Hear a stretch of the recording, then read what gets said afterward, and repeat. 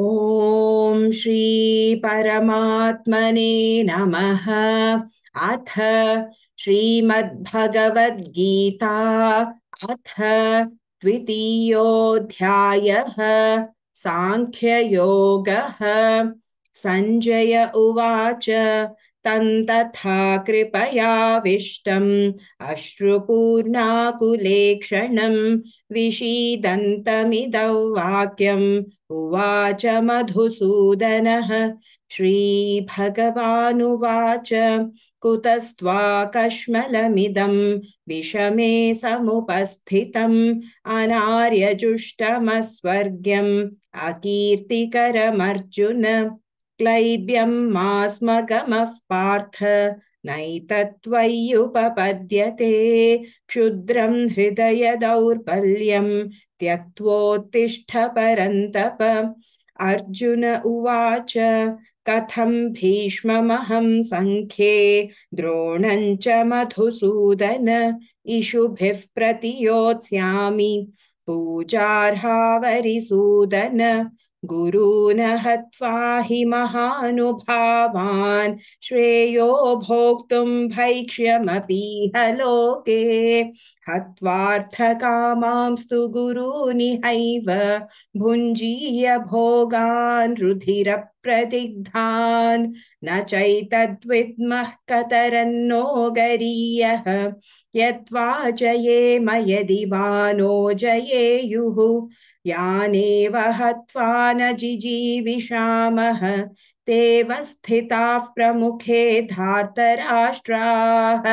कार्पण्यदोषोपहतः स्वभावः पृच्छामि त्वां धर्मसम्मूढचेताः। यच्छ्रेयस्यान्निश्चितं ब्रूहि तन्मे शिष्यस्तेऽहं शाधि मां त्वां प्रपन्नं न हि प्रपश्यामि ममापनुद्यात् यच्चोकमुच्छोषणमिन्द्रियाणाम् अवाप्य भूमावसपत्नमृद्धं राज्यं सुराणामपि चाधिपत्यम्। सञ्जय उवाच एवमुक्त्वा हृषीकेशं गुडाकेशः परन्तप न योत्स्य इति गोविन्दम् उक्त्वा तूष्णीं बभूवः। तमुवाच हृषीकेशः प्रहसन्निव भारत सेनयोरुभयोर्मध्ये विषीदन्तमिदौ वचः। श्रीभगवानुवाच अशोच्यानन्वशोचस्त्वं प्रज्ञावादांश्च भाषसे गतासून गतासूंश्च नानुशोचन्ति पण्डिताः। न त्वेवाहं जातु नासं न त्वन्नेमे जनाधिपाः न चैव न भविष्यामः सर्वे वयमतः परम्।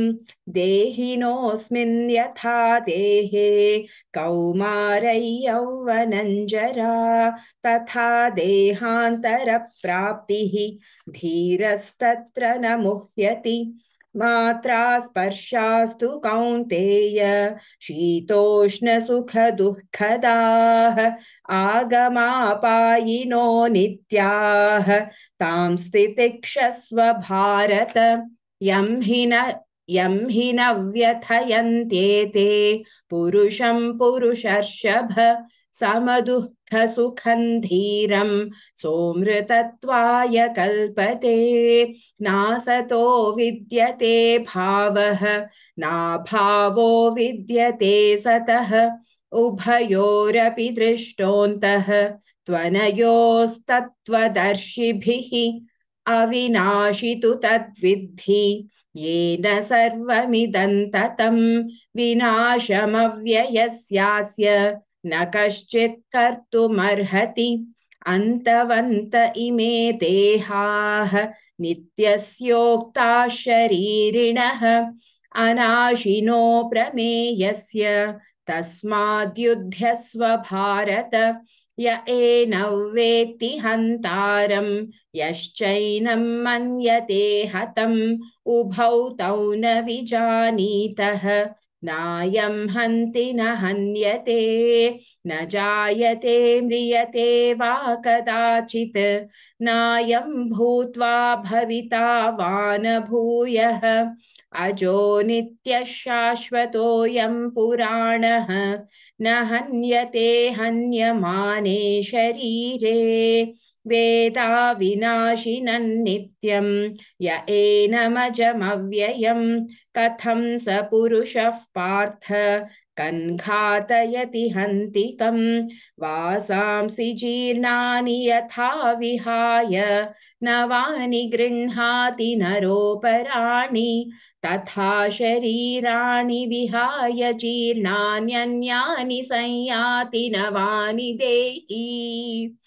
नैनं छिन्दन्ति शस्त्राणि नैनं दहति पावकः न चैनं क्लेदयन्त्यापः न शोषयति मारुतः अच्छेद्योऽयमदाह्योऽयम् अक्लेद्यो शोष्य एव च नित्यः सर्वगतस्थाणुः अचलोऽयं सनातनः अव्यक्तोऽयमचिन्त्योऽयम् अविकार्योऽयमुच्यते तस्मादेव विदित्वैनं नानुशोचितुमर्हसि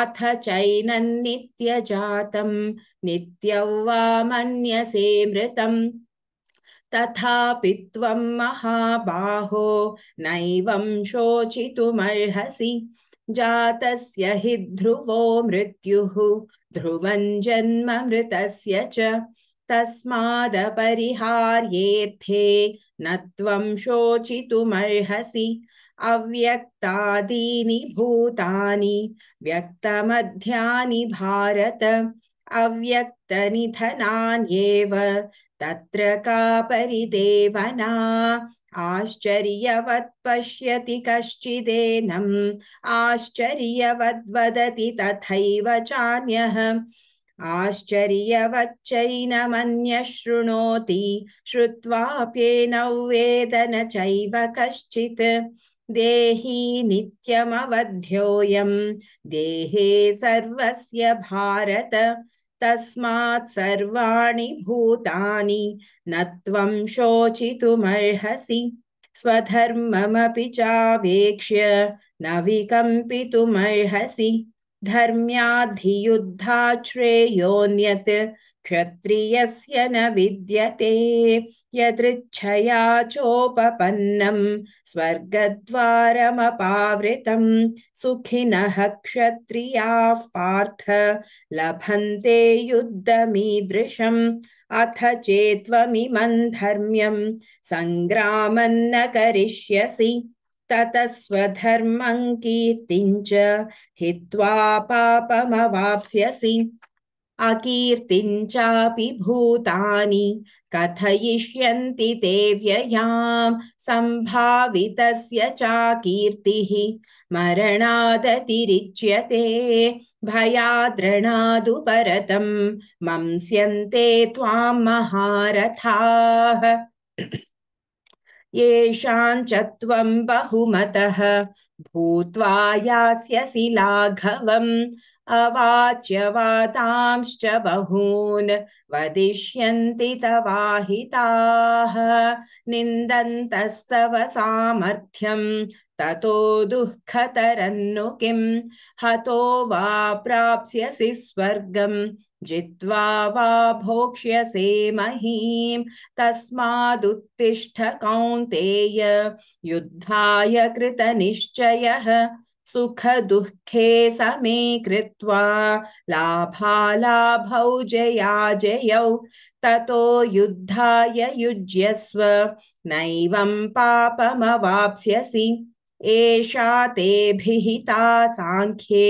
बुद्धिर्योगे त्विमां शृणु बुद्ध्या युक्तो यया पार्थ कर्मबन्धं प्रहास्यसि नेहाभिक्रमनाशोऽस्ति प्रत्यवायो न विद्यते स्वल्पमप्यस्य धर्मस्य त्रायते महतो भयात् व्यवसायात्मिका बुद्धिः एकेह कुरु नन्दन बहुशाखा ह्यनन्ताश्च बुद्धयो व्यवसायिनां यामिमां पुष्पिता वाचं प्रवदन्त्यविपश्चितः वेदवादरताः पार्थ नान्यदस्तीति वादिनः कामात्मानः स्वर्गपराः जन्मकर्मफलप्रदां क्रियाविशेषबहुलां भोगैश्वर्यगतिं प्रति भोगैश्वर्यप्रसक्तानां तयापहृतचेतसां व्यवसायात्मिका बुद्धिः समाधौ न विधीयते त्रैगुण्यविषया वेदाः निस्त्रैगुण्यो भवार्जुन निर्द्वन्द्वो नित्यसत्त्वस्थः निर्योगक्षेम आत्मवान् यावानर्थ उदपाने सर्वतः सम्प्लुतोदके तावान् सर्वेषु वेदेषु ब्राह्मणस्य विजानतः कर्मण्येवाधिकारस्ते मा फलेषु कदाचन मा कर्मफलहेतुर्भूः मा ते सङ्गोऽस्त्वकर्मणि योगस्थः कुरु कर्माणि सङ्गं त्यक्त्वा धनञ्जय सिद्ध्यसिद्ध्योः समो भूत्वा समत्वयोग उच्यते दूरेण ह्यवरं कर्म बुद्धियोगात् धनञ्जय बुद्धौ शरणमन्विच्छ कृपणाः फलहेतवः बुद्धियुक्तो जहातीह उभे सुकृतदुष्कृते तस्माद्योगाय युज्यस्व योगः कर्मसु कौशलम् कर्मजं बुद्धियुक्ता हि फलं त्यक्त्वा मनीषिणः जन्मबन्धविनिर्मुक्ताः पदं गच्छन्त्यनामयम् यदा ते मोहकलिलं बुद्धिर्व्यतितरिष्यति तदा गन्तासि निर्वेदं श्रोतव्यस्य श्रुतस्य च श्रुतिविप्रतिपन्ना ते यदा स्थास्यति निश्चला समाधावचला बुद्धिः तदा योगमवाप्स्यसि अर्जुन उवाच स्थितप्रज्ञस्य का भाष समाधिस्तस्य केशव स्थितधीः किं प्रभाषेत किमासीत व्रजेत किं श्रीभगवानुवाच प्रजहाति यदा कामान् सर्वान् पार्थमनोगतान् आत्मन्येवात्मना तुष्टः स्थितप्रज्ञस्तदोच्यते दुःखेष्वनुद्विग्नमनाः सुखेषु विगतस्पृहः वीतरागभयक्रोधः स्थितधीर्मुनिरुच्यते यः सर्वत्रानभिस्नेहः तत्तत्प्राप्य शुभाशुभं नाभिनन्दति न द्वेष्टि तस्य प्रज्ञा प्रतिष्ठिता यदा संहरते चायं कूर्मोऽङ्गानीव सर्वशः इन्द्रियाणीन्द्रियार्थेभ्यः तस्य प्रज्ञा प्रतिष्ठिता विषया विनिवर्तन्ते निराहारस्य देहिनः रसवर्जं रसोऽप्यस्य परं दृष्ट्वा निवर्तते यततो ह्यपि कौन्तेय पुरुषस्य विपश्चितः इन्द्रियाणि प्रमाथीनि हरन्ति प्रसभं मनः तानि सर्वाणि संयम्य युक्त आसीत मत्परः वशे हि यस्येन्द्रियाणि तस्य प्रज्ञा प्रतिष्ठिता ध्यायतो विषयान् पुंसः सङ्गस्तेषूपजायते सङ्गात् सञ्जायते कामः कामात् क्रोधोऽभिजायते क्रोधात् भवति सम्मोहः सम्मोहात् स्मृतिविभ्रमः स्मृतिभ्रंशात् बुद्धिनाशः बुद्धिनाशात् प्रणश्यति रागद्वेषवियुक्तैस्तु विषयानिन्द्रियैश्चरन् आत्मवश्यैर्विधेयात्मा प्रसादमधिगच्छति प्रसादे सर्वदुःखानां हानिरस्योपजायते प्रसन्नचेतसो ह्याशु बुद्धिः पर्यवतिष्ठते नास्ति बुद्धिरयुक्तस्य न चायुक्तस्य भावना न चाभावयतः शान्तिः अशान्तस्य कुतः सुखम् इन्द्रियाणां हि चरतां यन्मनोनुविधीयते तदस्य हरति प्रज्ञां वायुर्नावमिवाम्भसि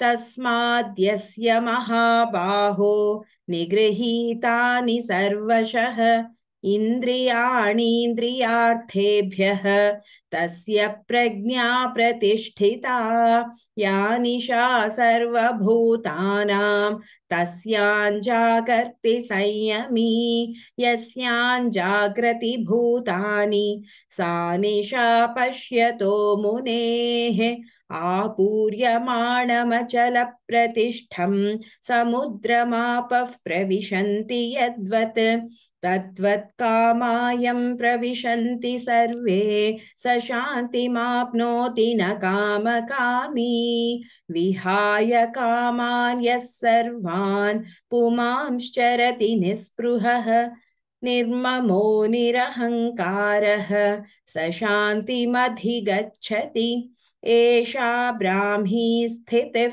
पार्थ नैनां प्राप्य विमुह्यति स्थित्वा स्यामन्तकालेऽपि ब्रह्मनिर्वाणमृच्छति ॐ तत्सदिति श्रीमद्भगवद्गीतासु उपनिषत्सु ब्रह्मविद्यायां योगशास्त्रे श्रीकृष्णार्जुनसंवादे सांख्ययोगो नाम द्वितीयोऽध्यायः सर्वधर्मान् परित्यज्य मामेकं शरणं व्रज अहं त्वा सर्वपापेभ्यः मोक्षयिष्यामि मा शुचः।